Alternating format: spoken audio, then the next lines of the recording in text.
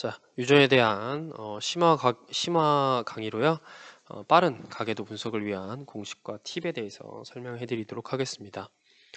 해당 부분은요, 우리가 가계도 분석하는 데 있어서 앞에서 나와 있는 모든 방법과 이런 것들요, 어느 정도는 공식화 시키고 그 다음에 이걸 분석하는 데 필요한 팁 같은 거를 설명하는 시간이 되겠습니다.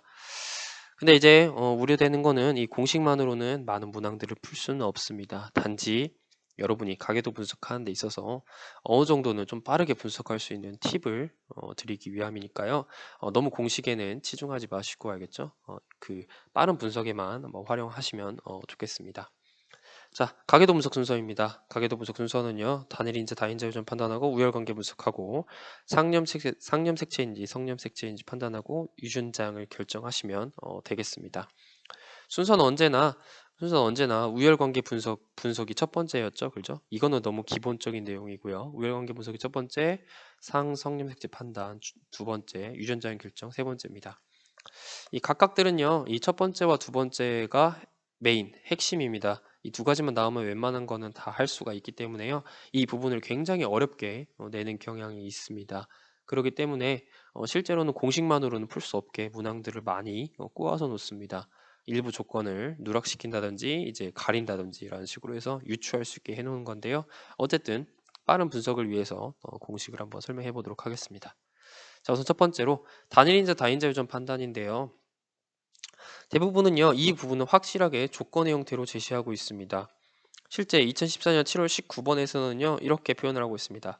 자, 털색의 표현형은 세 가지이며 상념색체에 존재하는 한 쌍의 대립 유전자에 의해서 털색이 결정된다 라고 이렇게 표현을 하고 있거든요.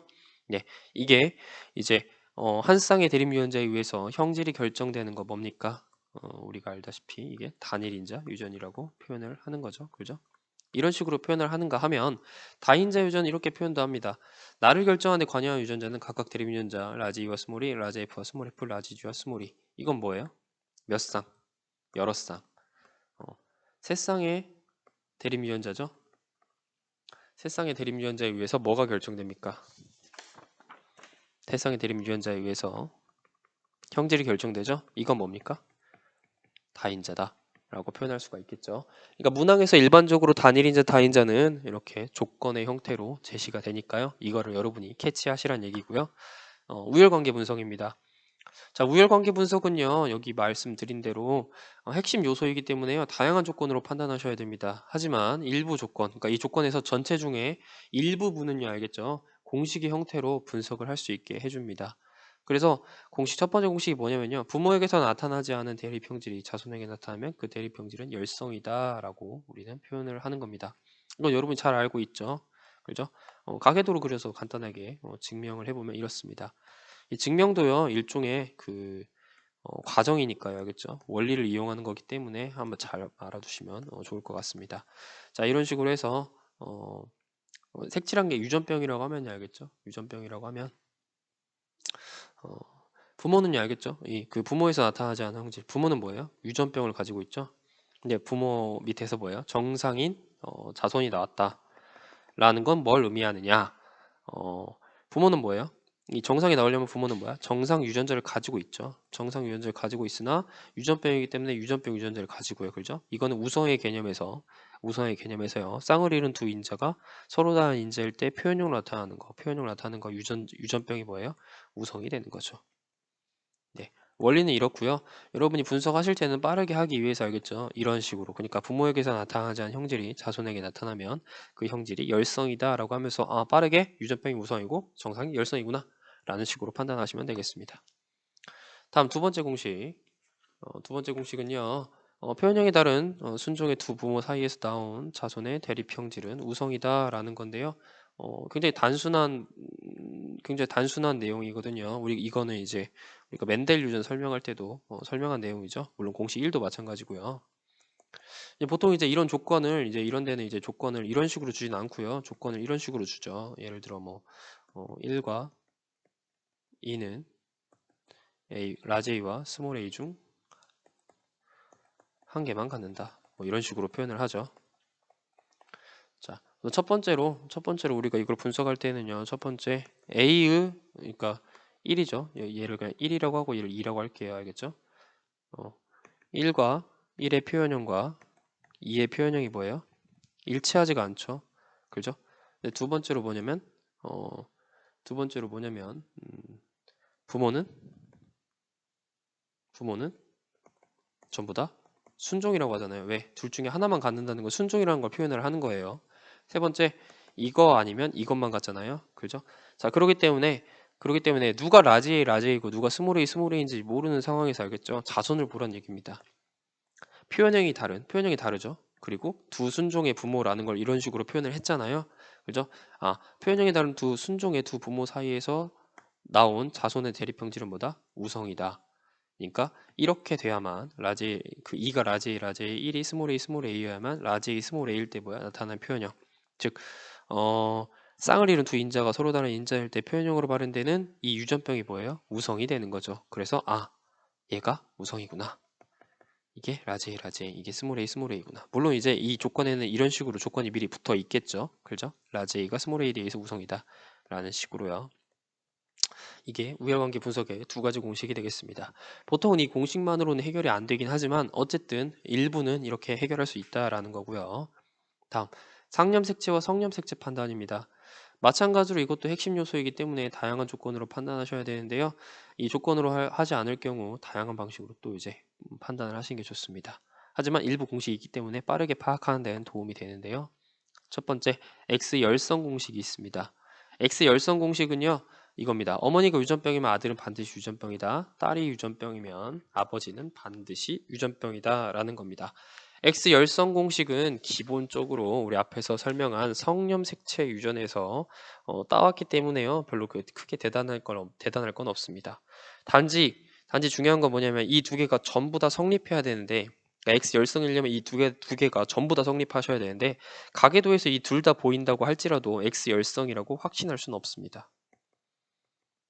확신은 못하지만 알겠죠. 이게 아니라면 이 둘 중에 하나라도 아니라면 뭐예요?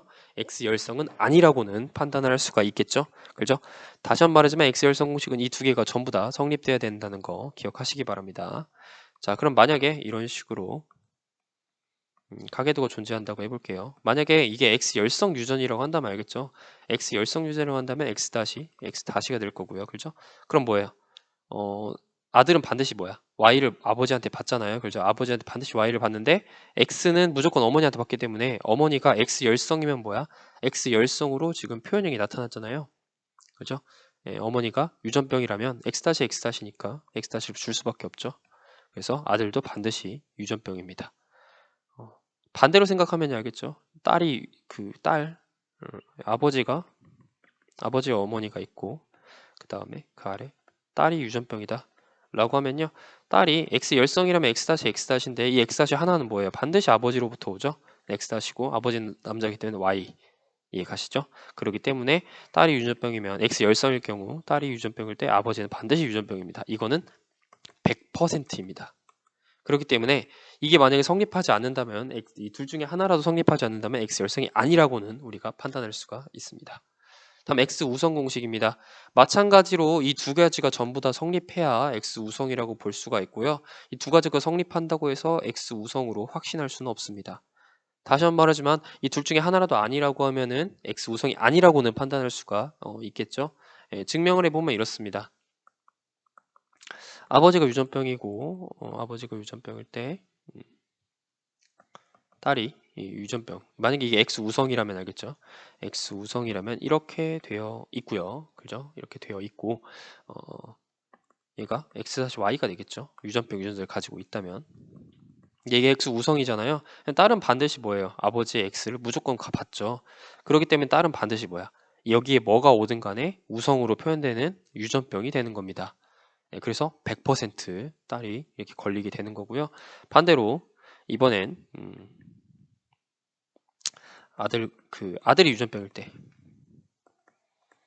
아들이 유전병일 때 어머니는 반드시 유전병이다라는 공식인데요. 마찬가지로 아들은 X-Y잖아요. 그죠? 이래야 유전병인데 이게 우성이잖아요. 그렇기 때문에 이 X는 반드시 누구한테?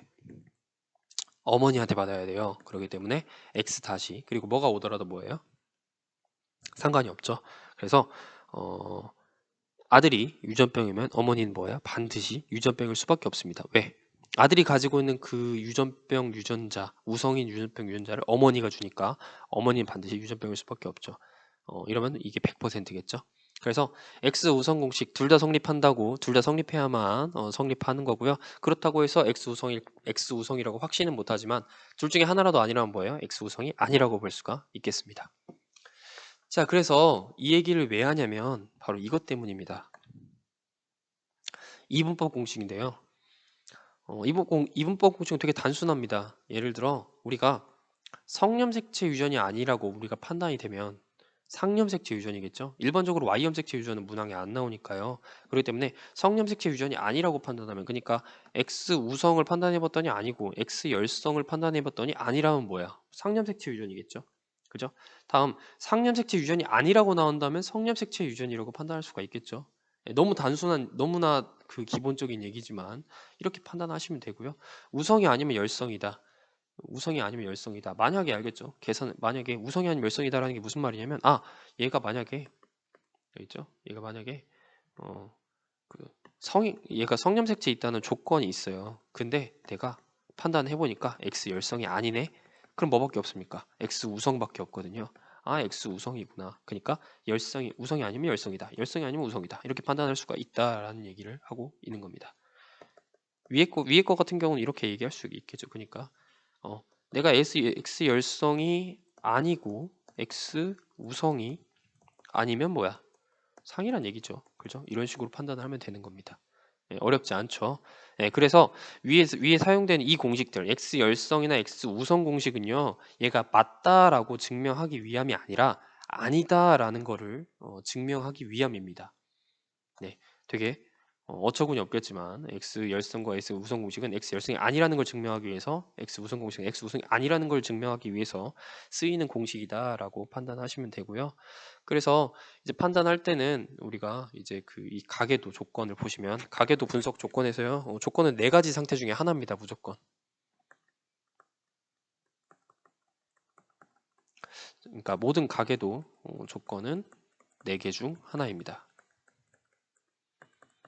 상염색체 열성, 상염색체 우성, 성염색체 열성, 성염색체 우성이거든요. 이 네 개 중에 하나인데요. 알겠죠? 네 개 중에 하나니까 다 해볼 수는 있죠. 근데 우리가 빠른 가계도 분석을 위해서 여기 중에 뭐예요? 일부는 소거시킬 수가 있다라는 얘기를 하는 겁니다. 만약에 예를 들어 그러니까 성염색체 열성, 그러니까 보통 X 열성이죠. X 열성 혹은 X 우성인데 알겠죠? 보시면은 얘네가 판단을 해봤는데 X 열성이 아니네 라고 하면 속어법으로 제거할 수가 있는 거예요. 이런 식으로. 그러면 상염색체구나. 확률이 그럼 뭐예요? 둘 중에 하나로 줄어들게 되죠. 그죠? 이런 식으로. 혹은 알겠죠? 이런 식이 아니라 얘가 열성이네. 이게 얘가 열성이 아니네 라고 하면은 여기를 이렇게 제거할 수가 있는 거죠. 열성이 아니라면 이렇게 제거할 수 있는 거고, 그다음에 성염색체가 아니라면 이렇게 제거할 수가 있는 거고요. 이해가시죠? 이러면서 이제 우리가 속어법으로 가능성을 제거하면서 알겠죠? 문항을 해결할 수가 있는 겁니다. 그러니까 이런 식으로 이용을 하라는 거지, 여러분이 이거를 절대적으로 마치 이용하는 거는 사실은 문항 풀이에도 문항을 푸는 데 있어서 큰 도움은 되지 않을 수도 있습니다. 하지만 이게 가계도에서 일부 조건에서는요, 이 속어법을 통해서 일부는 제거할 수 있게 만들어 놨습니다. 공식상으로. 그러니까 예를 들어 열성이냐 우성이냐를 판단할 수 있게 했을 때 열성이 아니라고는 확실히 판단시킬 수도 있어요. 마찬가지로 성염색체가 아니라고도 판단시킬 수가 있습니다. 이 조건이나 여러 가지 방식으로. 알겠죠? 예. 이런 식으로 해서 우리가 둘 중에 하나를 선택하게, 여러 가지 조건을 바탕으로 선택하게 하면서 문항을 해결할 수 있게 한다라는 걸 기억하시면 되겠습니다. 네, 여기까지가요. 우리가 알고 있는 그 빠른 가계도 분석을 위한 공식과 팁이었습니다. 이 공식은요, 여러분이 외워두시면 빠르게 분석하는 데는 도움이 될 겁니다. 실제로 유전 문항은 사실은 원리로 문항을 푸는 거기 때문에 앞에서 제가 먼저 설명드리지 않은 거는 그런 이유 때문이니까요. 원리를 여러분이 빠르게 파악하시고, 알겠죠? 잘 파악을 하시고 거기에 문항 푸는데 우리가 조금이라도 시간을 단축하기 위해서 이걸 설명해 드렸습니다. 네, 이것으로 심화 강의, 유전의 심화 강의를 마치도록 하겠습니다.